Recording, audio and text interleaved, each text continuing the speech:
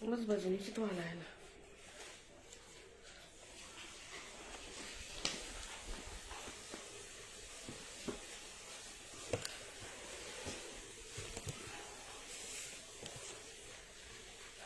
आप सभी को जय मसीह की।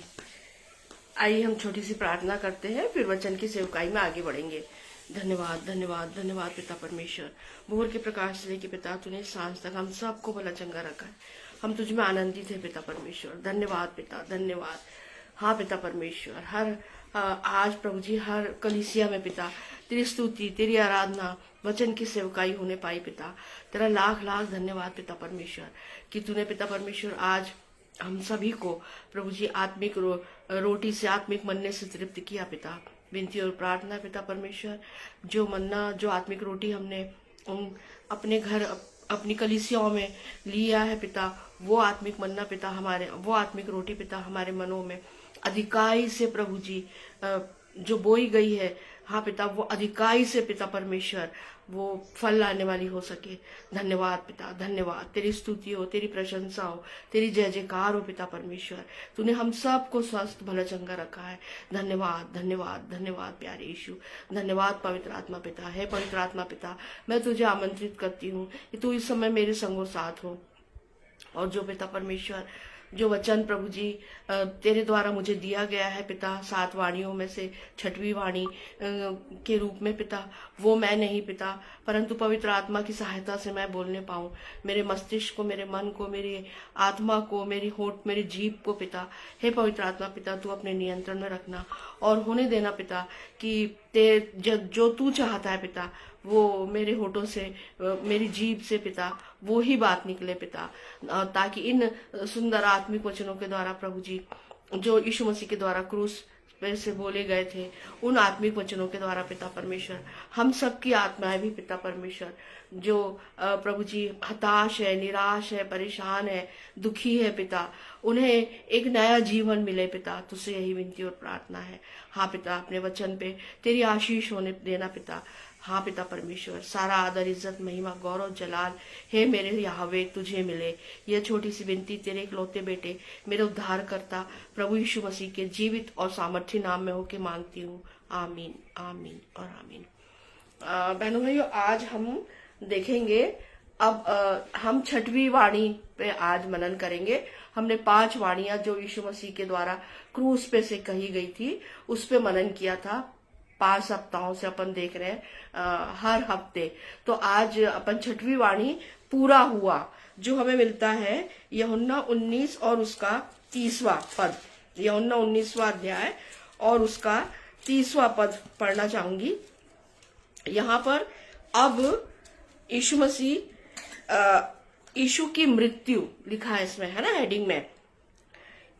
28 से पढ़ना चाहती हूँ।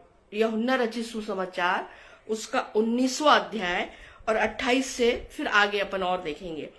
इसके बाद यीशु ने यह जानकर कि अब सब पूरा हो चुका, इसलिए कि पवित्र शास्त्र में जो कहा गया था वो पूरा हो कहा, मैं प्यासा हूं। वहां सिरके से भरा हुआ एक बर्तन रखा था, अतः उन्होंने सिरके में भिगोए हुए स्पंज को जूफे में रखकर उसके मुंह से लगाया। जब यीशु ने वह सिरका लिया तो कहा, पूरा हुआ, और सिर झुकाकर प्राण त्याग दिए।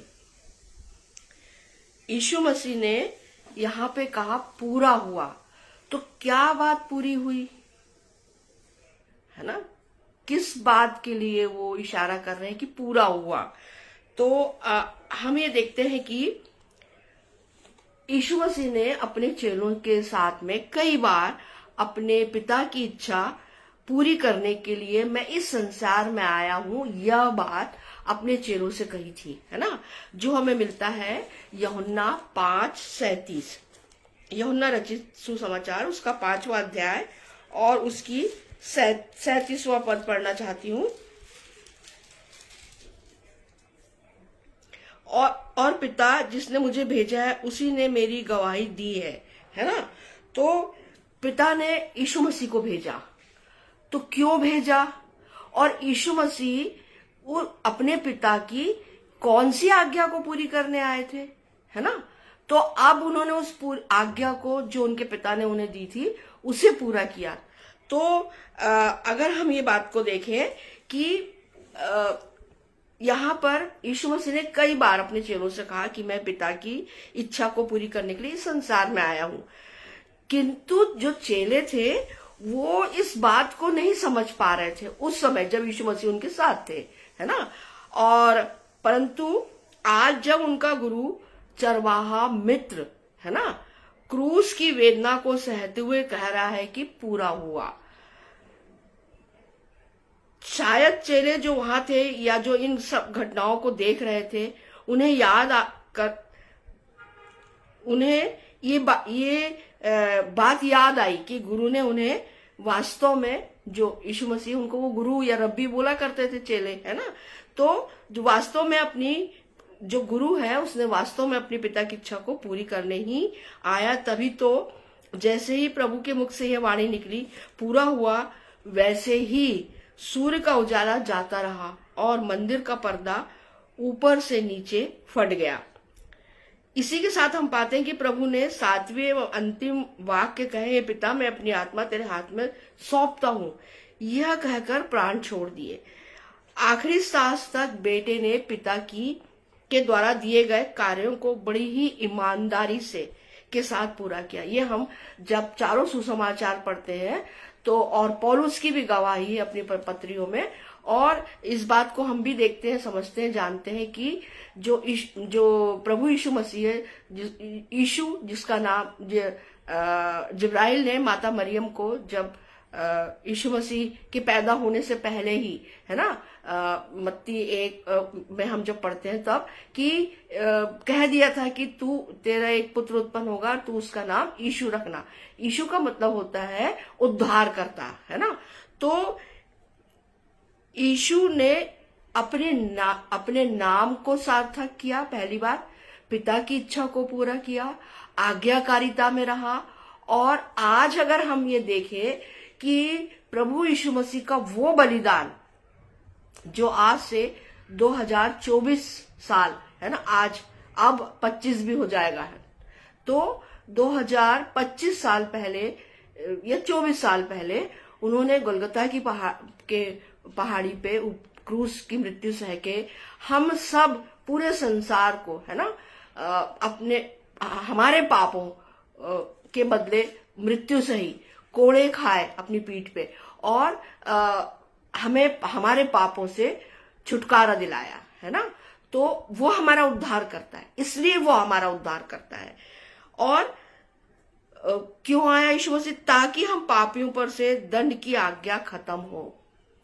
जब हम यीशु मसीह को अपना उद्धार करता स्वीकार करते हैं बहनों भाइयों, और सच्चे मन से पश्चाताप करते हैं, मुंह से अंगीकार करते हैं कि हे यीशु, मैंने बहुत पाप किया है, मेरे पाप अनगिनत हैं, और उन पापों को हम वन बाय वन स्वीकार करते हैं अपनी होठ से, अपनी जीभ से, प्रार्थना के माध्यम से, और पश्चाताप करते हैं, अपने टूटे मन को प्रभु यीशु मसीह के सामने रखते हैं ला करके। तब प्रभु यीशु मसीह हमें हमारे पापों से छुटकारा देते हैं, है ना। और फिर जब हम यीशु मसीह को अपना उद्धार करता स्वीकार करते हैं तो फिर हम पे दंड की आज्ञा नहीं है ना। रोमियो 8 और उसका 1 में पढ़ना चाहूंगी। रोमियो 8 और उसका 1, अतः अब जो मसीह यीशु में है उन पर दंड की आज्ञा नहीं, क्योंकि वे शरीर के अनुसार नहीं वरन आत्मा के अनुसार चलते हैं। बिल्कुल सही बात है। जब हम यीशु मसीह को अपना उद्धार करता स्वीकार करते हैं बहनों भाइयों, उसी क्षण, उसी पल हमें हमारे पापों से छुटकारा मिलता है। फिर अब हम आत्मा के अनुसार चलते हैं, मतलब पवित्र आत्मा के अनुसार चलते हैं, और हम पर फिर अब दंड की आज्ञा नहीं रहती, है ना। जो भविष्य में जो दंड, अंत में तो दंड है ना। तो हमारी मृत्यु के बाद हमारी आत्मा स्वर्ग जाएगी या नरक जाएगी, इसका फैसला हमको आज करना है, अभी करना है ना। कल जब हम मिट्टी में मिल जाएंगे तो फिर मिट्टी क्या धन्यवाद दे सकती है ना। क्या यीशु मसीह का नाम ले सकती है? बिल्कुल नहीं। आज अभी, है ना। उस डाकू ने इस बात को तुरंत समझा कि ये सामान्य मनुष्य नहीं है, पहली बात। दूसरी बात, उसने तो गवाही दी कि अरे हम तो अपने करनी का फल भोग रहे हैं, है ना, और हम तो न्यायानुसार, नियमानुसार दंड को पा रहे हैं। लेकिन इस व्यक्ति ने कोई पाप नहीं किया, इस प्रकार का कोई अपराध नहीं किया, है ना, ये निर्दोष है। ये गवाही उस डाकू ने दी। और क्या कहा कि हे यीशु, जब तू अपने राज्य में आए तो मेरी सुधि लेना। तो यीशु मसीह ने उससे क्या बोला? निश्चय तू आज मेरे साथ स्वर्गलोक में होगा। आज, है ना, कल परसों नरसों नहीं, आज। तो वो जब यीशु मसीह ने जब अपने प्राण त्याग किए तो निश्चित रूप से जब उस डाकू की भी मृत्यु हुई होगी तो वो भी यीशु मसीह के साथ कहाँ गया? स्वर्ग लोक गया। तो बहनों भाइयों, मैं आपको ये बताना चाह रही हूं कि जब हम उद्धार प्राप्त करते हैं प्रभु यीशु मसीह से, तो फिर अब हम संसार में रहते हुए भी किसके साथ चलते हैं? पवित्र आत्मा के साथ चलते हैं। अब हम पाप से दूर रहते हैं और यीशु मसीह के साथ चलते हैं, तो पवित्र आत्मा हमें क्या करता है? गाइड करता है। उसके बाद हम देखेंगे कि यीशु मसीह ने और हम अनंत जीवन के वारिस हो जाए, है ना। हमें पापों से छुटकारा मिलता है यीशु मसीह पे विश्वास करने के द्वारा, यीशु मसीह पे के पीछे चलने के द्वारा। और जब हम पापों से छूट जाते हैं तो फिर अब हम शरीर के नहीं परंतु आत्मा के अनुसार, पवित्र आत्मा के अनुसार चलते हैं और हम अनंत जीवन के वारिस हो जाते हैं, है ना। अगर हम देखें यूहन्ना 5 और उसका 24, यूहन्ना 5 और उसके 24 में, मैं तुमसे सच सच कहता हूं कि जो मेरा वचन सुनकर मेरे भेजने वाले पर विश्वास करता है, अनंत जीवन उसका है, उस पर दंड की आज्ञा नहीं होती, परंतु वो मृत्यु से पार होकर जीवन में प्रवेश कर चुका है। कौन से जीवन में? अनंत जीवन में, है ना। मेरा वचन सुनकर मेरे भेजने वाले पर विश्वास करता है। तो भेजने वाला कौन था? यीशु मसीह का परमेश्वर पिता, है ना। तो जब हम यीशु मसीह पे विश्वास करते हैं तो हम किस पे विश्वास करते हैं? परमेश्वर पिता पे भी विश्वास करते हैं, है ना। और जब हम परमेश्वर पिता पे विश्वास करते हैं तो हम अनंत जीवन के भागीदार हो जाते हैं। और अनंत जीवन, हम मृत्यु के पार, मतलब हमारी आत्मा अब उस अनंत मृत्यु में नहीं जाएगी, है ना। हम नरक नहीं जाएंगे। ये हमको हमारा पवित्र शास्त्र पूरी क्या देता है? गारंटी देता है ना। जब हम यीशु मसीह पे विश्वास करते हैं, जब हम यीशु मसीह पे विश्वास करेंगे और उसके पीछे चलेंगे, है ना, तो हमें हमारे पापों से छुटकारा मिलता है। फिर दूसरा क्या? हमें उद्धार मिलता है। तीसरा, हमें अनंत जीवन मिलता है। और ये फिर हम पे दंड की आज्ञा नहीं, और परंतु वह मृत्यु से पार होकर जीवन में प्रवेश कर चुका। तो कौन से जीवन में? अनंत जीवन में, है ना। अनंत जीवन में हम प्रवेश कर पाते हैं। अगर हम देखें, जब हम निर्बल ही थे, है ना, ठीक समय पर मसीह हमारे लिए मरा।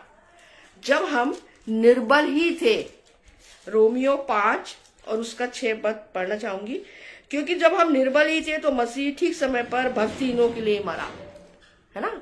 हम जब पाप की अवस्था में थे, पाप हमारे ऊपर राज कर रहा था, हम अंधकार में थे, है ना, और अंधकार की शक्तियां हम पर, हमारे शरीर पे, मस्तिष्क में, हमारी आत्मा में वास करती थी। तो हम कैसे थे? निर्बल थे, है ना।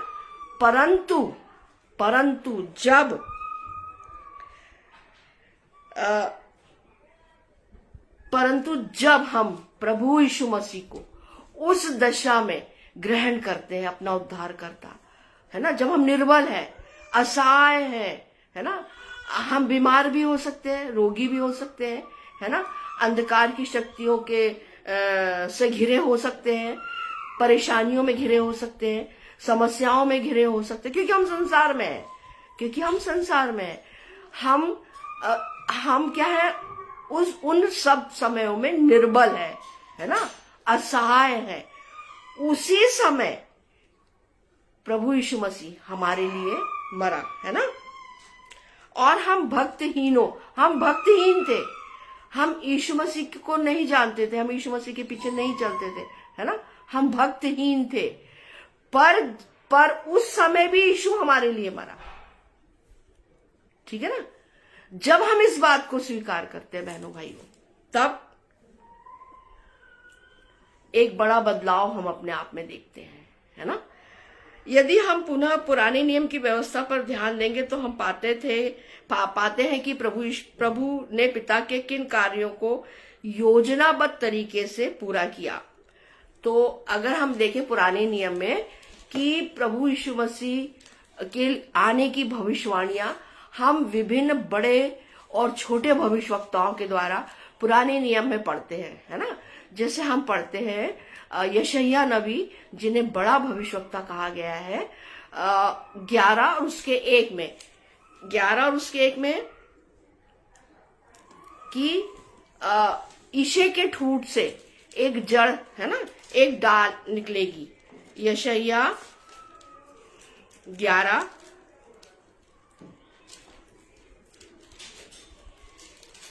और उसका पहला पद। तब ईशे के ठूंठ में से एक डाली फूट निकलेगी और उसकी जड़ में से एक शाखा निकलकर फलवंत होगी। शाखा, ये यीशु मसीह के लिए कहा है ना, ये भविष्यवाणी हुई थी। तो हम इस बात को देखते हैं कि यीशु मसीह के आने की और इन क्रूस की मृत्यु सहने की, पापों को अपने ऊपर लेने की सारी भविष्यवाणियां परमेश्वर पिता ने बड़े और छोटे नबियों के द्वारा या भविष्यवक्ताओं के द्वारा पहले से ही कर दी थी। और क्या योजनाबद्ध तरीके से परमेश्वर ने काम किया, तो हम देखते हैं कि आदम और हवा ने जब पाप किया, उनके लिए परमेश्वर ने एक मेमने का वध किया, है ना, और उन्हें चमड़े का अंगरखा दिया, मेमने का वध किया। उत्पत्ति 3 और उसका 21वां पद पढ़ना चाहूंगी।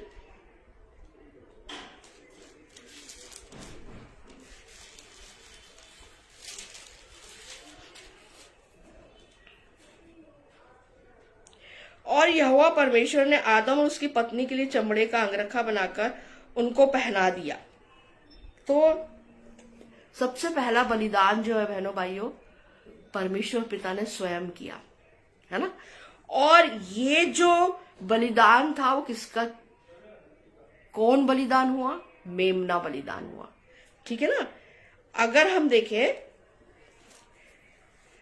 उत्पत्ति प्रकाशित वाक्य 13 और उसका 8वां पद पढ़ना चाहूंगी। पृथ्वी के सब रहने वाले जिनके नाम उस मेमने की जीवन की पुस्तक में लिखे नहीं गए, जो जगत की उत्पत्ति के समय से घात हुआ, जगत की उत्पत्ति के समय से, जब आदम और हवा ने पाप किया, उस समय जिस मेमने को बलिदान किया, उसी समय परमेश्वर की योजना में यीशु वचन, है ना, परमेश्वर जो बोल रहे थे वचन, पृथ्वी अंधकार को हटाया परमेश्वर ने, उजियाला हो कहा तो उजियाला हुआ, है ना। और सूरज चांद सबको बोल के बनाती, वो जो वचन बोल रहे थे उसको परमेश्वर ने देह धारण करवाया। तो ये जो उत्पत्ति के समय से ही वो मेमना, जो यीशु मसीह जो एक मेमने के सदृश है, उसको परमेश्वर ने क्या कर दिया, वध कर दिया, है ना। और फिर जब इसराइलियों में पाप बहुत बढ़ गया, तब परमेश्वर ने जहरीले सर्प भेजे जो उन्हें डसने लगे। तब मूसा ने परमेश्वर से इसराइलियों के प्राण की रक्षा के लिए विनती की और परमेश्वर ने उसे पीतल का सांप बनाने की आज्ञा दी, जो देखे वो बच जाएगा। मात्र विश्वास करके देखने से लोग बच गए। सारे पापों का विष हमारे प्रभु ने अपने ऊपर क्रूस पर चढ़कर पूरा ले लिया, पूरे पापों को, और जो कोई उस पर विश्वास करे वो नाश ना हो परंतु अनंत जीवन पाए। यूहन्ना 3 और उसका 16 हम जैसे पढ़ते हैं ना, यूहन्ना 3:16 कि परमेश्वर ने जगत से ऐसा प्रेम रखा। मैं इसको यूहन्ना 3:14 से पढ़ना चाहूंगी। और जिस रीति से मूसा ने जंगल में सांप को ऊंचे पर चढ़ाया, उसी रीति से अवश्य है कि मनुष्य का पुत्र भी ऊंचे पर चढ़ाया जाए, ताकि जो कोई इस पर विश्वास करे वो अनंत जीवन पाए। ताकि जो कोई, यहां ऐसा नहीं लिखा है यूनानी या यहूदी या इजरायली, है ना, या अन्य जाति, ऐसा नहीं लिखा है।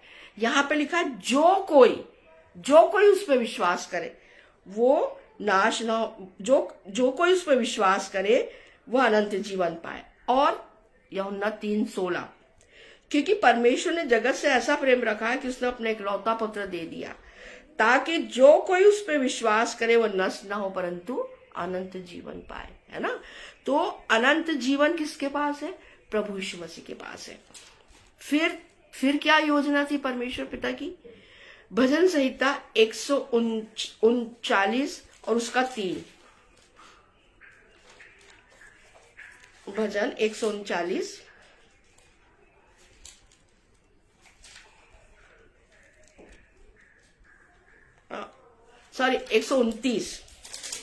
129 और उसका 3। हलवाहों ने मेरी पीठ के ऊपर हल चलाया और लंबी लंबी रेखाएं की, है ना। तो ये भविष्यवाणी थी बहनों भाइयों कि जो यीशु मसीह है उसके पीठ पे कोड़े मारे जाएंगे, और जब उसकी पीठ पे 39 कोड़े मारे गए तो पूरी जो कोड़ों से पूरी जो एक लाइन रेखा, जैसे खेत में हल जब चलता है तो सीधी एक लाइन बनती है, वैसे ही उसकी पीठ पे उस कोड़ों के द्वारा पूरा मांस सहित वो पूरा पीठ उसकी लहूलुहान थी, और कोड़ों के द्वारा उसकी पीठ पे गहरी गहरी रेखाएं नालियां जैसी बन गई थी, है ना। और ये प्रभु की पीड़ा को दाऊद राजा ने पीठ पर हल चलाने के द्वारा दर्शाया है। हमारे प्रभु ने 39 कोड़े अपनी पीठ पर सहा, है ना। अब प्रश्न आता है क्यों सहा? ताकि उसके कोड़े खाने से हम चंगे हो जाए। क्यों सहा? ताकि उसके कोड़े खाने से हम चंगे हो जाए। यशायाह 53 पढ़ना चाहूंगी।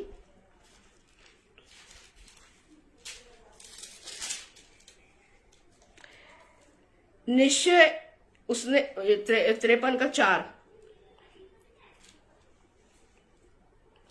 निश्चय उसने हमारे रोगों को सह लिया और हमारे ही दुखों को उठा लिया, तो भी हमने उसे परमेश्वर का मारा कुटा और दुर्दशा में पड़ा हुआ समझा। परंतु वह हमारे ही अपराधों के कारण घायल किया गया, वह हमारे अधर्म के कामों के कारण कुचला गया। हमारी ही शांति के लिए उस पर ताड़ना पड़ी कि उसके कोड़े खाने से हम चंगे हो जाए। कितनी बड़ी बात है, और ये भविष्यवाणी है ना। भविष्यवाणी थी बहनों भाइयों ये, कि यीशु मसीह को ये इन सारी प्रक्रियाओं से गुजरना होगा, है ना। परमेश्वर की योजना देखिए, क्योंकि परमेश्वर पिता मनुष्य से भी बहुत प्रेम करता है। उसका प्रेम अगापे है, उसको नापा नहीं जा सकता परमेश्वर के प्रेम को, है ना। उसका प्रेम मेरे और आपके प्रति अगापे प्रेम है बहनों भाइयों, है ना। तो परमेश्वर बिल्कुल नहीं चाहता कि किसी भी मनुष्य की आत्मा का नाश हो। तो परंतु जब परमेश्वर ने ये देखा कि आदम और हवा तो पाप में गिर गए अनाज्ञाकारिता के, तो अब अब पाप आ गया संसार में, तो पाप क्या लेकर आया? मृत्यु लेकर आया, दुख लेकर आया, बीमारियां लेकर आया, है ना, समस्याएं लेकर आया और पीड़ाएं लेकर आया। पाप अकेला पाप नहीं आया, पाप इतनी सारी चीजों को अपने साथ लेकर आया, ठीक है ना। तो जब संसार में पाप आया तो अब इस पाप का निदान भी तो होना चाहिए ना, क्योंकि परमेश्वर महापवित्र है, जैसे मैं हमेशा बोलती हूँ, और जो मनुष्य है वो पापी है। परमेश्वर पिता पाप से घृणा करता है, पापी से घृणा नहीं करता। परमेश्वर पिता पापी जो मनुष्य है, पापी जो है, उससे घृणा नहीं करता है, परंतु उसमें जो पाप है उससे घृणा करता है।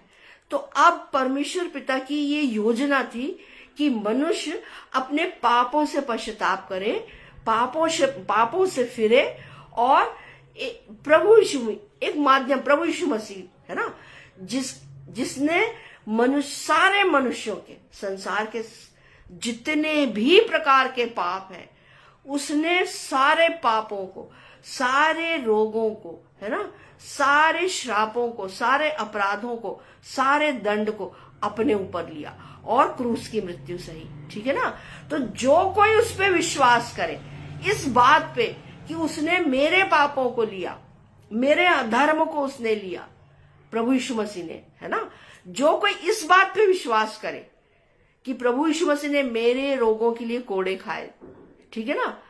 अब बहुत सारे बहन भाई बोलते हैं कि अरे वो तो इतने साल पहले, है ना, पर और हम तो आज यहां अभी कैसे होगा? बिल्कुल होगा, जब हम विश्वास करते हैं। यही तो बात है ना बहनों भाइयों, विश्वास ही तो कुंजी है हमारे पास, है ना। जब हम प्रार्थना करते हैं पूरे विश्वास के साथ कि तू हमारा उद्धार करता है, प्रभु यीशु मसीह हमारा उद्धार करता है, तो वो हमारा उद्धार करता है। उस मेरे पापों को तूने अपने ऊपर लिया, ये मेरा विश्वास है ना। अनदेखी वस्तुओं का प्रमाण, मैंने आपको पिछली बार भी बताया था कि हवा चलती है, हमको एहसास होता है पर वो दिखती नहीं है ना।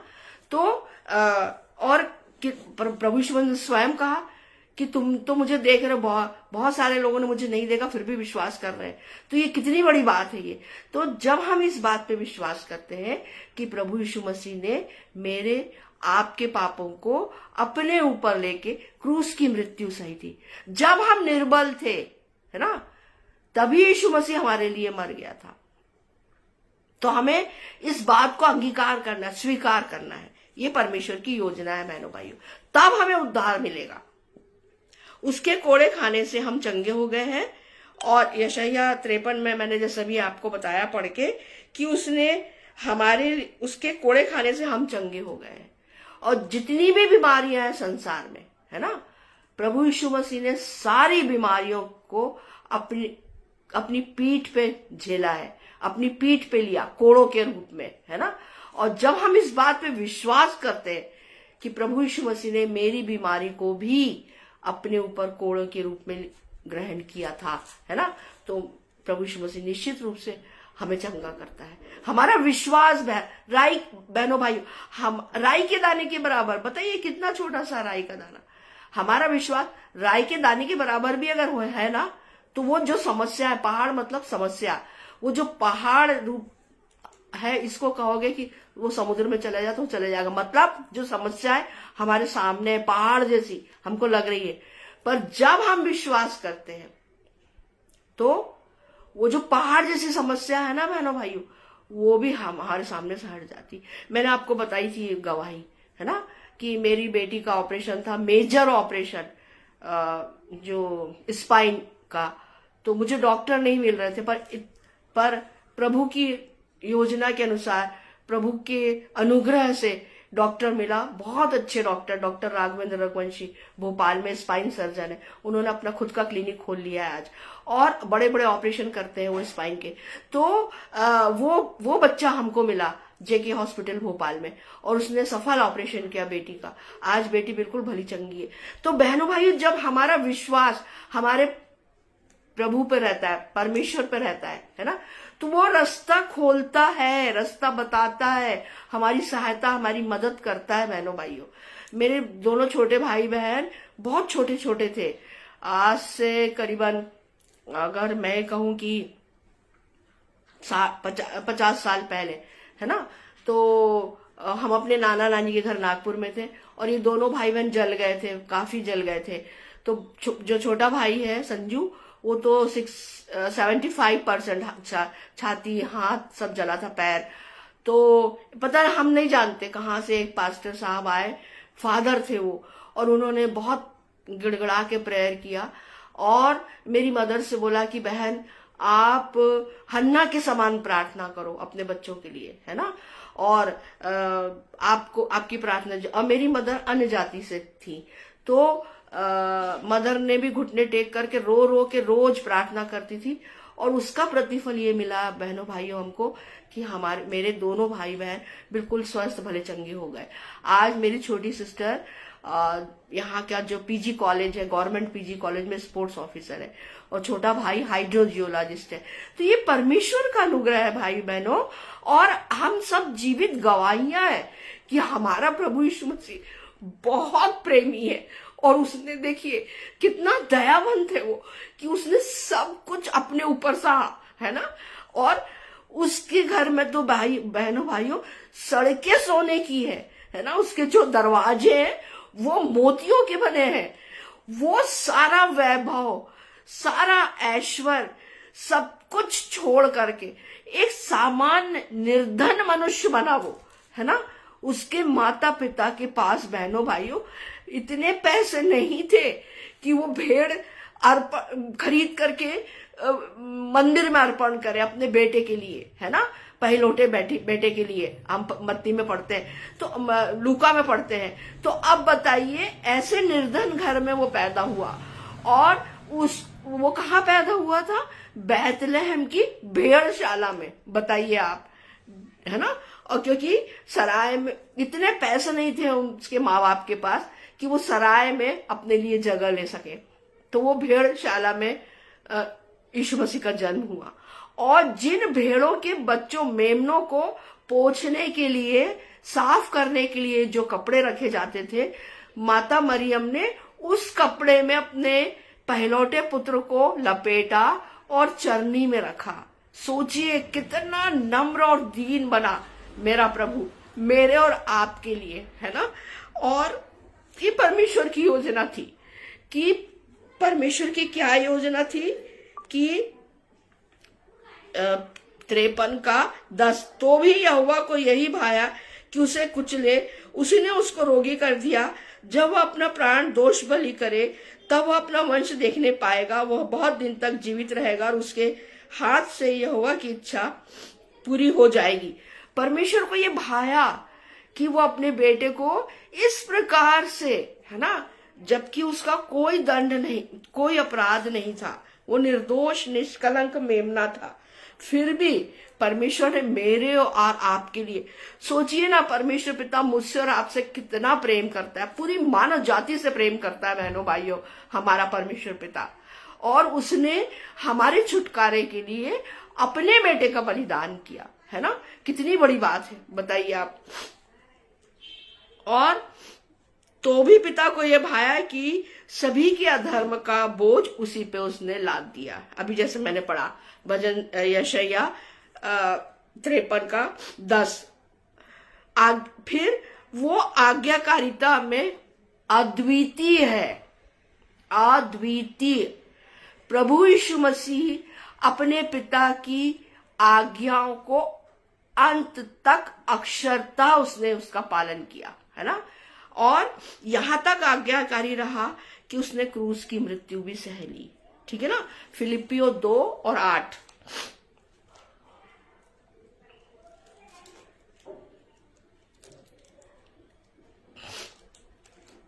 फिलिपियो 2 और उसका 8वां पद पढ़ना चाहूंगी। और मनुष्य के रूप में प्रकट होकर अपने आप को दीन किया, और यहां तक आज्ञाकारी रहा कि मृत्यु, हाँ, क्रूस की मृत्यु भी उसने सह ली। इतना आज्ञाकारी, है ना। तो मेरे और आपके लिए एक शिक्षा ये भी है कि हमें भी अपने माता पिता की आज्ञा का पालन करना, जैसे यीशु मसीह ने किया था, है ना। अपनी माँ का प्रबंध किया, और यहाँ पे वो अपने स्वर्गीय पिता की इच्छा को पूरी कर रहा है। फिर उसने हमें क्या दिया? उद्धार दिया। रोमियो 5 और उसका 18 और 19वां पद पढ़ना चाहूंगी। रोमियो 5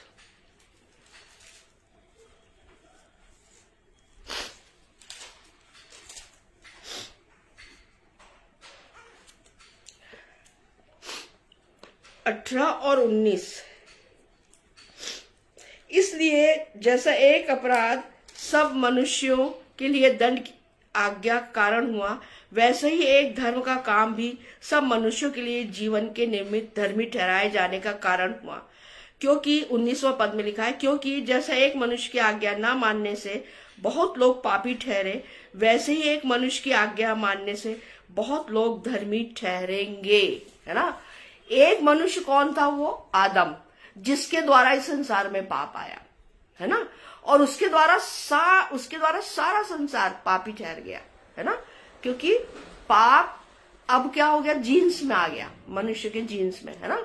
और हम ये देखते हैं कि केन, जो आदम और हवा का पहला पुत्र था केन, उसने अपने भाई का घात किया, हाबिल का, ठीक है ना। तो केन किसकी संतान है? उसके जो माता पिता में जो पाप आया, वो उसके द्वारा अब पूरे केन और फिर पूरे संसार में इस प्रकार से पाप पूरे संसार में आ गया, है ना। तो आदम के द्वारा पाप आया, है ना। और सब अधर्मी परमेश्वर की महिमा से रहित सब, ठीक है ना। लेकिन यहां पर लिखा है ना 19 में, जैसा एक मनुष्य की आज्ञा ना मानने से बहुत लोग पापी ठहरे, वैसे ही एक मनुष्य की आज्ञा मानने से बहुत लोग धर्मी ठहरेंगे। जब हम यीशु मसीह को अपना उद्धारकर्ता स्वीकार करते, उसके पीछे चलते हैं, है ना, तो हमारा सहायक आज के समय में कौन है? पवित्र आत्मा। तो पवित्र आत्मा की जब हम चलाए चलते हैं बहनों भाइयों, है ना, तो हम संसार से भी दूर रहते हैं और पाप से भी दूर रहते हैं, ठीक है ना। और जब हम पाप से दूर रहते हैं, संसार से दूर रहते हैं, तो फिर अंश अंश करके हम प्रभु यीशु मसीह में उसके स्वरूप में धीरे धीरे आगे बढ़ते चले जाते हैं, ठीक है ना। और निश्चित रूप से हम धर्मी ठहरेंगे, निश्चित रूप से, है ना। जब हम यीशु मसीह को अपना उद्धारकर्ता स्वीकार करते हैं, तो अब हमारे मन में, हमारी आत्मा में पाप नहीं है। अब कौन है? यीशु मसीह है ना। और जब यीशु मसीह हमारे साथ है, यीशु मसीह हम में है, तो हमारी अगुवाई कौन करता है? पवित्र आत्मा।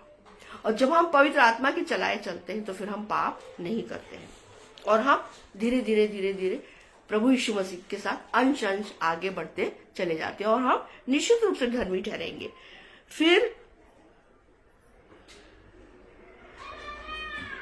जब एक मनुष्य के द्वारा जगत में पाप आया और एक मनुष्य प्रभु यीशु मसीह के द्वारा की मृत्यु के कारण जगत में उद्धार का सॉल्वेशन का मार्ग खोला गया, है ना। फिर मध्यस्थ, जो मध्यस्थ है तीमुथियुस, उसका 2 और 5,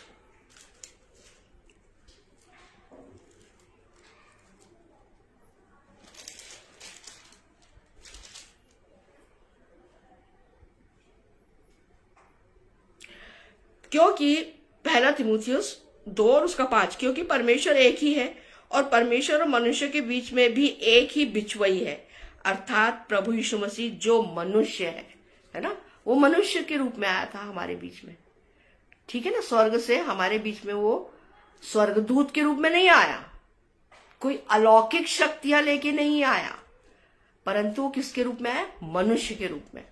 जब हम चारों सुसमाचार पढ़ते हैं, तो हम इस बात को समझते हैं, इस बात को जानते हैं कि यीशु मसीह ने क्या बोला? मैं जो काम कर रहा हूं, जो तुम देख रहे, तुम इससे भी बड़े बड़े काम करोगे, है ना। तो आज भी हम देखते हैं कि जो बहुत अच्छे प्रार्थना योद्धा है ना, हाँ, पूरे संसार में, तो हम उनके कामों को देखते हैं बहनों भाइयों कि किस प्रकार से वो काम कर रहे हैं, रोगी चंगे हो रहे हैं, है ना। और मुर्दे भी जिलाए जाते हैं, बहुत सारे जो प्रभु के दास हैं उनके द्वारा, ठीक है ना। और भाई दिनाकरण ने अपने संस्मरण में बताया था कि वो आत्मा में नरक गए थे, प्रभु यीशु मसीह, परमेश्वर पिता उन्हें नरक में दिखाने के लिए उनको भेजा आत्मा में। तो उन्होंने पूरा बताया कि नरक में क्या क्या है, आग की झील है और सारी मृत आत्माएं जो है सब वो नरक में है और बहुत बहुत भयावह स्थिति है नरक की। तो ऐसे बहुत सारे प्रभु के दास और दासी हैं आज भी, जो प्रभु के पीछे पूरे समर्पण से, सच्चे मन से चल रहे हैं, है ना। और उनके द्वारा बहुत सारे काम हो रहे हैं। तो यहाँ पर हमारा बिचवई कौन है? अब परमेश्वर और मनुष्य के बीच में कौन है? प्रभु यीशु मसीह, है ना। वो पर्दा मंदिर का ऊपर से नीचे तक फट गया था जैसे यीशु मसीह ने प्राण त्यागे, है ना।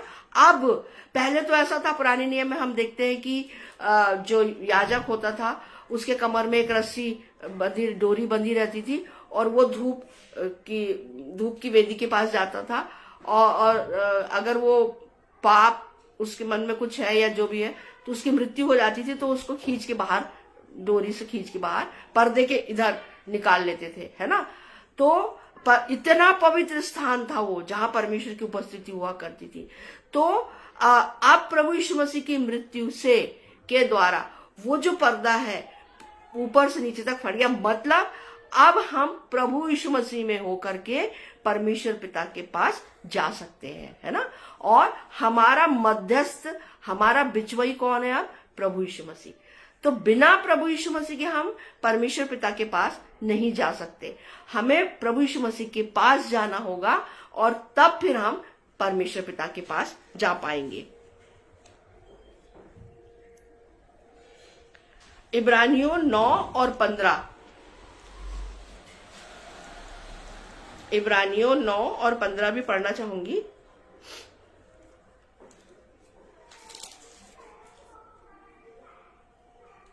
इसी कारण वह नई वाचा का मध्यस्थ है, ताकि उसकी मृत्यु के द्वारा जो पहली वाचा के समय के अपराधों से छुटकारा पाने के लिए हुई है, बुलाए हुए लोग प्रतिज्ञा के अनुसार अनंत मिरास को प्राप्त करें। अनंत मिरास, है ना। तो प्रभु यीशु मसीह हमारा क्या है? मध्यस्थ है, बिचवई है, और नई वाचा है प्रभु यीशु मसीह, है ना। प्रभु यीशु मसीह ने पहले क्या होता था? मेमना, जो बकरी का बच्चा या भेड़ का बच्चा फसह के पर्व पे बलिदान किया जाता था, है ना, सारे इजरायलियों के द्वारा। और याजक भी एक सारे इजरायलियों के लिए एक मेमना बलिदान करते थे फसह के पर्व में। परंतु वो प्रथा जो थी वो साल भर की पाप क्षमा के लिए थी। लेकिन ये यीशु मसीह का जो बलिदान है, अब ये नई वाचा है। तो जो इस पे विश्वास करता है ना, कि वो परमेश्वर का मेमना, क्योंकि अगर हम देखें यूहन्ना रचित सुसमाचार उसका पहला अध्याय और उसकी 29वीं आयत में, कि यूहन्ना बपतिस्मा दाता जैसे ही यीशु मसीह को देखता है तो वो क्या बोलता है? परमेश्वर का मेमना, वो देखो परमेश्वर का मेमना जो जगत के पाप उठा ले जाता है ना। तो परमेश्वर का ये मेमना यीशु मसीह, है ना, सबके पापों के संति क्रूस पे उसने अपना बलिदान दिया, और ये नई वाचा है। और जब हम इस नई वाचा का क्या है? मध्यस्थ है ना। तो पहली वाचा के समय के अपराधों से छुटकारा पाने के लिए हुई, है ना, ताकि उसकी मृत्यु के द्वारा जो पहली वाचा के समय के अपराधों से छुटकारा पाने के लिए हुई, बुलाए हुए लोग प्रतिज्ञा के अनुसार अनंत मिरास को प्राप्त करें, है ना। अनंत मिरास। अब अनंत मिरास उस समय में जितने जो लोग थे, जो कहना चाहिए, जो परमेश्वर को मानते हुए परमेश्वर के पीछे चल रहे थे, फिर जब और पाप से दूर थे, है ना। यशायाह को हम देखेंगे, फिर यर्मिया को हम देखेंगे, फिर एलिया भविष्यवक्ता, है ना। एलिया को तो परमेश्वर ने जीवित ही उठा लिया। हनोक को भी परमेश्वर ने जीवित उठाया। तो ये जो लोग थे, हनोक और एलिया को छोड़ के अगर हम देखें तो जो और बाकी जो भविष्यवक्ता थे, और अब हम अगर यूहन्ना बपतिस्मा दाता को देखें तो उसके को भी गला काट के, सिर काट के उसकी मृत्यु को दंड दिया, है ना, हेरोदेस राजा ने। और क्या बोलने से जब उसकी वो तो निष्पाप था, निर्दोष था यूहन्ना बपतिस्मा दाता। तो अगर हम ये देखें कि मूसा से लेके, है ना, या हम देखें अब्राहम से लेके यीशु मसीह तक, उसमें यूहन्ना बपतिस्मा दाता भी है और उसमें और भी जो लोग हैं जो यीशु मसीह के पीछे चल रहे थे, वो उन सब की आत्माएं, है ना, उनको भी प्रभु यीशु मसीह ने बचाया, है ना, उनका भी छुटकारा प्रभु यीशु मसीह ने किया। तो ये जो पुरानी वाचा थी उसको प्रभु यीशु मसीह ने अपने बलिदान के द्वारा क्या कर दिया, अब मध्यस्थता किया कि अब बकरा नहीं, भेड़ नहीं, भेड़ का बच्चा नहीं, मेमना नहीं, और उसने स्वयं अपना बलिदान किया, है ना। और उस लहू के कटोरे को हाथ से बने मंदिर में नहीं, परंतु स्वर्ग में जो मंदिर है वहां अपने पिता के पास उस कटोरे को लेकर गया, है ना। तो पौलुस क्या बोलता है कि उसने दाम चुकाया है। किसने? यीशु मसीह ने दाम चुकाया है। हमने कोई दाम नहीं चुकाया है ना। प्रायश्चित हमने नहीं किया है, प्रायश्चित प्रभु यीशु मसीह ने किया क्रूस पे, ठीक है ना। और लहू, अपने लहू को बहा, पवित्र लहू को बहा करके दाम उसने चुकाया है, प्रभु यीशु मसीह ने। ये नई वाचा।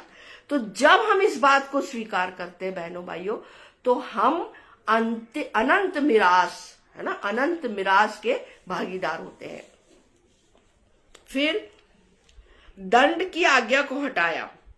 पहले समय में व्यवस्था के अनुसार नियम था कि आंख के बदले आंख, कान के बदले कान, है ना।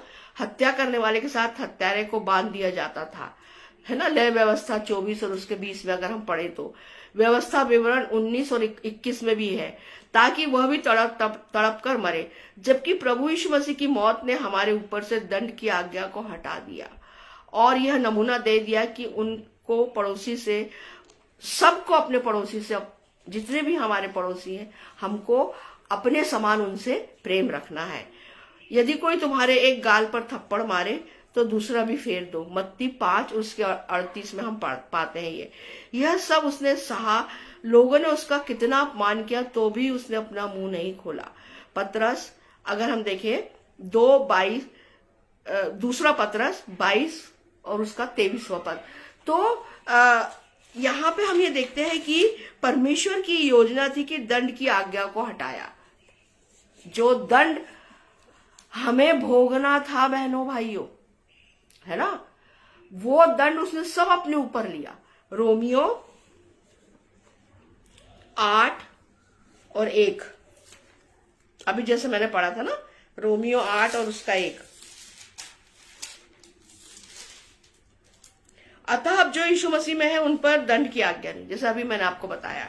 और इसी का अगर हम देखें तो 31 से 35 तक, 8 का 31 से 35 तक अगर हम देखें, अतः हम इन बातों के विषय में क्या कहें? यदि परमेश्वर हमारी ओर है तो हमारा विरोधी कौन हो सकता है? जिसने अपने निज पुत्र को भी नरक छोड़ा, परंतु उसे हम सबके लिए दे दिया, वह उसके साथ हमें और सब कुछ क्यों ना देगा? परमेश्वर के चुने हुओं पर दोष कौन लगाएगा? परमेश्वर ही है जो उनको धर्मी ठहराने वाला है। फिर कौन है जो दंड की आज्ञा देगा? मसीह ही है जो मर गया, वरन मुर्दों में से जी भी उठा और परमेश्वर के दाहिनी ओर है और हमारे लिए निवेदन भी करता है। कौन हमको मसीह के प्रेम से अलग करेगा? क्या क्लेश या संकट या उपद्रव या अकाल या नंगाई या जोखिम या तलवार? कोई नहीं अलग कर सकता हमको हमारे प्रभु यीशु मसीह से प्रेम करने से, है ना। और दंड की आज्ञा कौन देगा? परमेश्वर पिता। पर जब हम प्रभु यीशु मसीह के शरण में आते हैं, प्रभु यीशु मसीह को अपना उद्धारकर्ता स्वीकार करते हैं और प्रभु यीशु मसीह के साथ अंश अंश उसके साथ बढ़ते चले जाते हैं, तो फिर हमारे ऊपर दंड की आज्ञा नहीं। और हमें प्रभु यीशु मसीह से कौन अलग कर सकता है ना, प्रश्न है ना। कौन हमको मसीह के प्रेम से अलग करेगा? क्या क्लेश? तो क्या उन लोगों को क्लेश नहीं हुआ? इस्तफानुस को क्लेश नहीं हुआ था? क्या यूहन्ना बपतिस्मा दाता को क्लेश नहीं हुआ था? परंतु उसने न तो परमेश्वर को छोड़ा, न प्रभु यीशु मसीह को छोड़ा, है ना। और भी कितने लोग, सारे चेले, क्योंकि सारे चेलों की भी हत्याएं हुई है ना। तो और भी बहुत सारे लोग जिन्होंने प्रभु यीशु मसीह को नहीं छोड़ा। आज भी हम देखते हैं बहनों भाइयों, अभी आंध्र प्रदेश में एक पास्टर साहब की हत्या हुई है ना, परंतु उन्होंने प्रभु यीशु मसीह को नहीं छोड़ा है। तो निश्चित रूप से वो सब स्वर्ग लोक में है आज, है ना, क्योंकि या संकट या उपद्रव या अकाल या नंगाई या जोखिम या तलवार, हमको कोई अलग नहीं कर सकता प्रभु यीशु मसीह के प्रेम से। ये संसार तो बिल्कुल भी नहीं कर सकता, और संसार का हाकिम तो वैसे ही यीशु मसीह ने उसको अपने पैरों के तले रौंद दिया है, तो उससे क्या डरना, है ना। तो हमें कोई अलग नहीं कर सकता।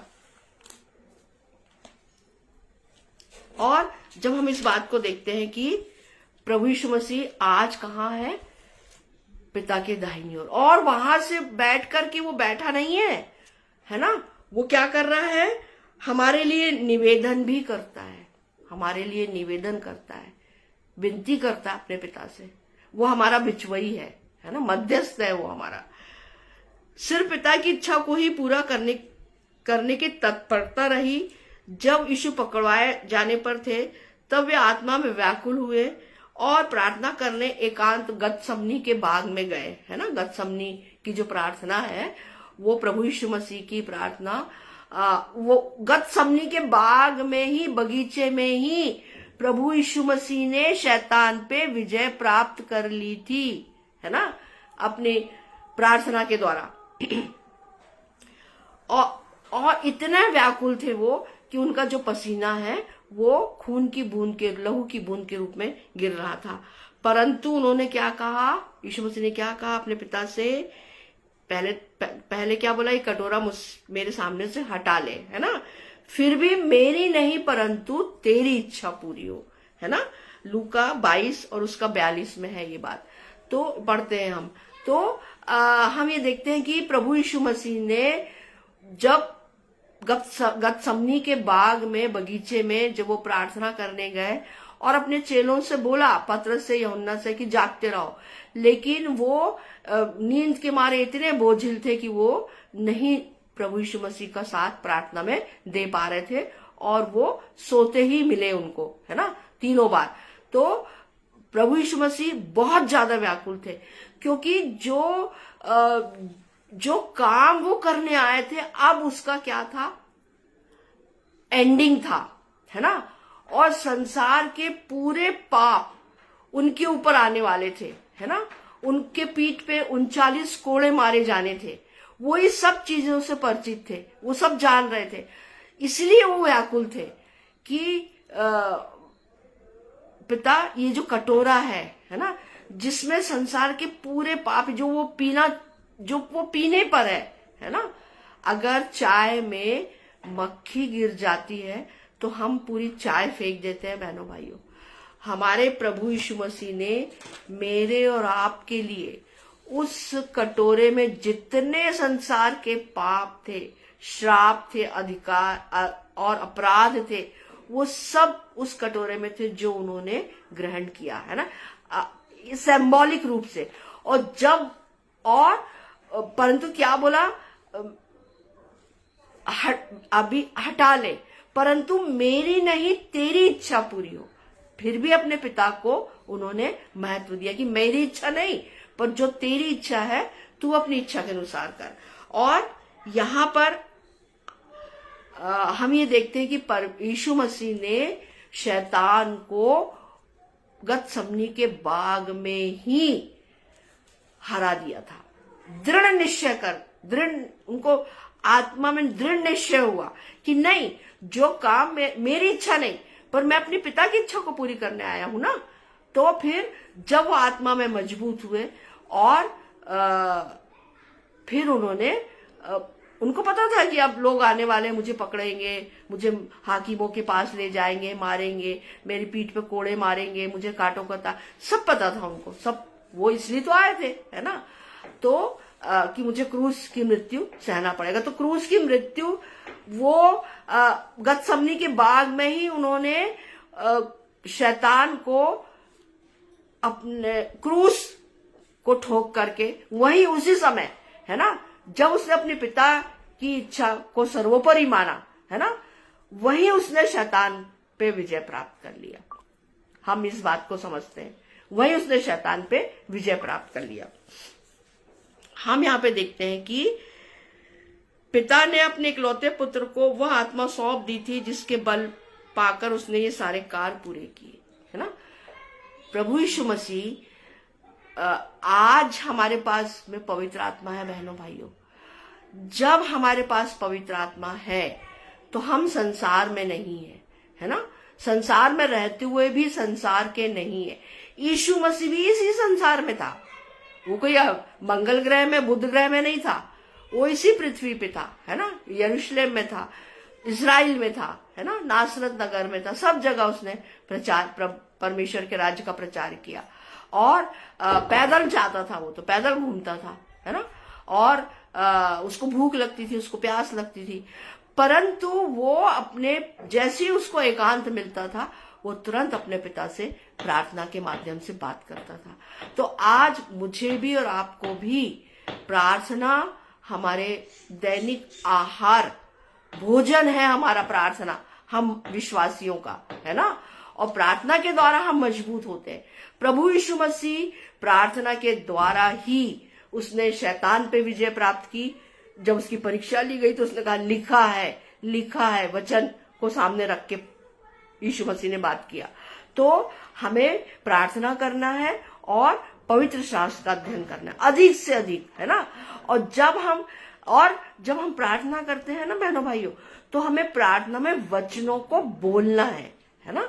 हमारी प्रार्थना में हमें अपने वचनों को बोलना है, क्लेम करना है वचनों को, ठीक है ना। तब जैसे प्रभु यीशु मसीह परमेश्वर पिता से प्रार्थना के द्वारा बात कर और सामर्थ को प्राप्त करते थे। फिर जब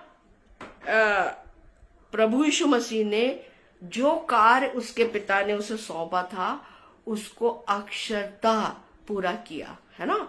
और यही काम करने वो इस संसार में आया था। कौन सा काम?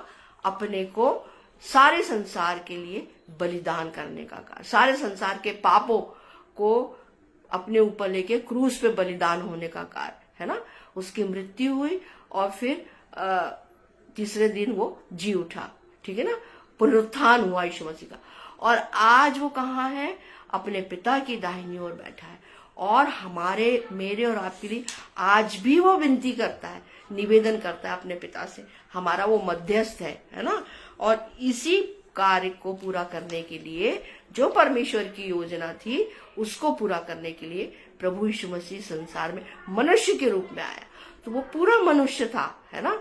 उसे भी भूख लगती थी, उसे भी प्यास लगती थी। जब उसके सिर पे कांटों का मुकुट पहनाया गया तो उसके चेहरा पूरा खूना खून हो गया। उसको जब कोड़े मारे गए तो उसकी पीठ पूरी छलनी हो गई, है ना। उसके हाथ और पैरों में जब कीले ठोके गए तो वहां से खून, और कितना दर्द हुआ होगा, है ना। तो ये सब चीजें जब प्रभु यीशु मसीह ने एक मनुष्य के रूप में सहा, ये सब, है ना। तो हम जब इस बात का अंगीकार करते हैं बहनों भाइयों कि प्रभु यीशु मसीह ने जो कोड़े खाए वो मेरे रोगों के लिए खाए, है ना। और जो कांटों का ताज पहना प्रभु यीशु मसीह ने, मेरी सारी समस्याओं को, सारी परेशानियों को उसने सब दूर कर दिया, है ना। अब मेरे सिर पे प्रभु यीशु मसीह के द्वारा वचन कहता है उद्धार का टोप है ना। मेरे पास उद्धार का टोप है ना। वचन की तलवार है ना। इफिसियों 6 अगर हम पढ़ते हैं, इफिसियों 6 और उसके 14 में, तो हथियार है ये अंधकार की शक्तियों से लड़ने के लिए। तो आज मुझे और आपको जो प्रभु यीशु मसीह ने, जो काम उसने, पिता ने उसको सौंपा था, उसने उस काम को पूरी तरह से अच्छे से निभाया, है ना। हम देखते हैं और वो यहां तक शून्य रहा, दास बना, है ना। और क्रूस की मृत्यु भी उसने सह लिया। तो यही कार्य को करने के लिए वो इस संसार में आया था। और पिता ने अपने इकलौते बेटे को वो आत्मा सौंप दी थी जिसके बल पाकर उसने सारे कार्यों को पूरा किया जो पिता की योजना में थे। इसलिए उसे वो नाम दिया गया जो सब नामों में श्रेष्ठ है ना। कि जो स्वर्ग में और पृथ्वी पर और पृथ्वी के नीचे है वे सब यीशु के नाम से घुटना टेके। फिलिपियो 2 और उसका 9 और 10।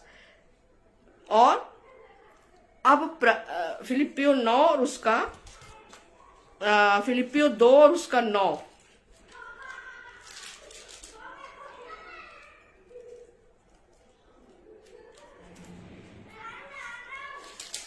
फिलिपियो 2 और उसका 9 में पढ़ना चाहूंगी। इस कारण परमेश्वर ने उसको अति महान भी किया और उसको वह नाम दिया जो सब नामों में श्रेष्ठ है ना। और कि जो स्वर्ग में और पृथ्वी पर और पृथ्वी के नीचे है वे सब यीशु के नाम पर घुटना टेके और परमेश्वर पिता की महिमा के लिए हर एक जीव अंगीकार कर ले कि यीशु मसीह ही प्रभु है ना। आमीन। और हम ये देखते हैं कि प्रभु यीशु मसीह ने तो जो उसके पिता ने उसे आज्ञा दी थी उस कार्य को उसने पूरा किया। और ये 6वीं वाणी हमें इसी बात को बताती है कि प्रभु यीशु मसीह ने जो कार्य उसके पिता ने उसे सौंपा था पूरी आज्ञाकारिता के साथ उसने उस कार्य को पूरा किया। अब प्रश्न ये है, क्या हमने उसके कार्य को जाना है? यदि जाना है तो आज हम अपने प्रभु के लिए कौन सा कार्य कर रहे हैं, है ना। यूहन्ना 16 और उसका 124 तक पढ़ना चाहूंगी।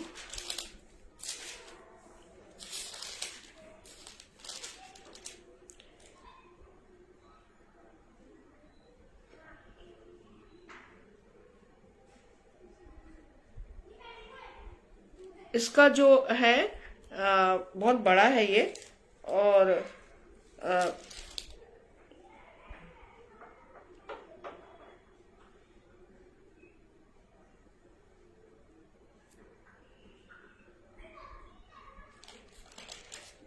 आज हमारे पास क्या है? सत्य का आत्मा, मतलब पवित्र आत्मा। तो प्रभु यीशु मसीह ने हमें भी पवित्र आत्मा दिया है, हमारे पास पवित्र आत्मा है ना।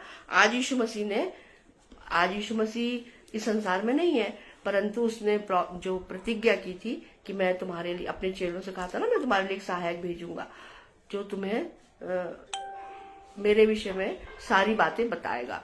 तो वो पवित्र आत्मा उनके साथ भी था और आज पवित्र आत्मा मेरे और आपके साथ भी है।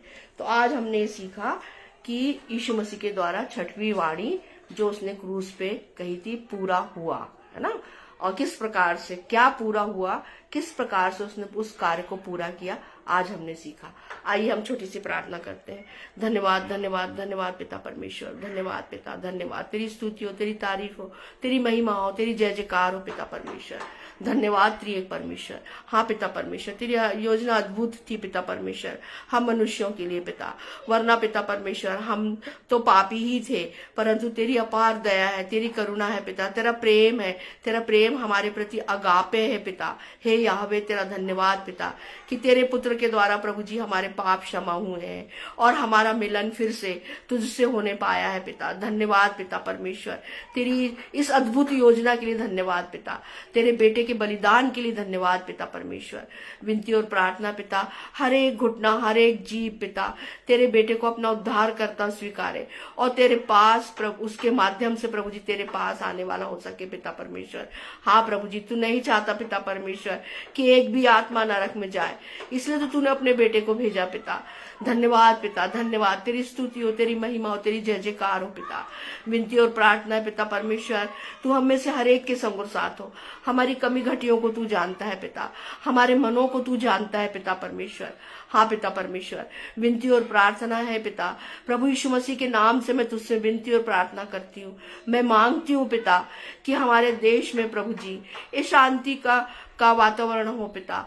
मेरे बहुत से भाई बहन, विश्वासी भाई बहन पिता, हाँ प्रभु जी उन पे ताड़ना आ रही है पिता, वो प्रताड़ित हो रहे हैं पिता। हाँ प्रभु जी दया कर, हर एक पे दया कर पिता। विनती और प्रार्थना प्रभु जी कि जब हम पवित्र शास्त्र पढ़ते हैं तो प्रभु यीशु मसीह ने स्वयं कहा है कि जो इन्होंने मेरे साथ किया वो तुम्हारे साथ भी करेंगे। हाँ पिता, तुम्हें भी ताड़ना पड़ेगी। विनती और प्रार्थना प्रभु जी इन सबको सहने की हमें शक्ति दे पिता। हाँ प्रभु जी, हम किसी का भी बुरा ना सोचे पिता, उन्हें आशीष दे पिता। हाँ प्रभु जी, जो हमारे विश्वासी भाई बहनों को सता रहे हैं पिता, हमारे चर्चों को तोड़ रहे हैं पिता, उन्हें हम बहुत आशीष देते हैं पिता और उनके लिए प्रार्थना करते हैं कि उनके मन बदले पिता। धन्यवाद पिता, धन्यवाद। तू ही हम सबका रक्षक और रखवाला निगहबान है। मैं तेरे दासों को प्रभु जी, जो एक मन एक चित होकर के तेरी सहायता से पवित्र आत्मा पिता, प्रभु जी बहुत सारी आत्माओं को तेरे पास ला रहे हैं पिता, उनको और पवित्र आत्मा की सामर्थ्य से भर पिता, ताकि हर एक घुटना, हर एक जीव तेरे बेटे को अपना उद्धार करता अंगीकार करे और तेरे पास आने पाए। हाँ पिता परमेश्वर, जो तू चाहता है। धन्यवाद पिता, धन्यवाद।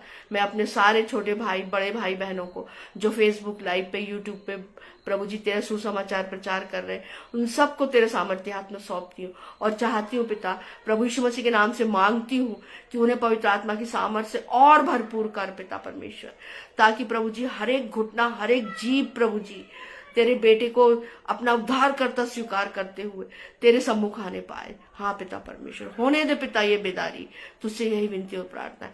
मैं आज और आने वाले हर एक दिन को तेरे सामर्थ्य हाथ में सौंपती हूँ और मांगती हूँ हर एक दिन पे तेरी नाम बनाम आशीष पिता।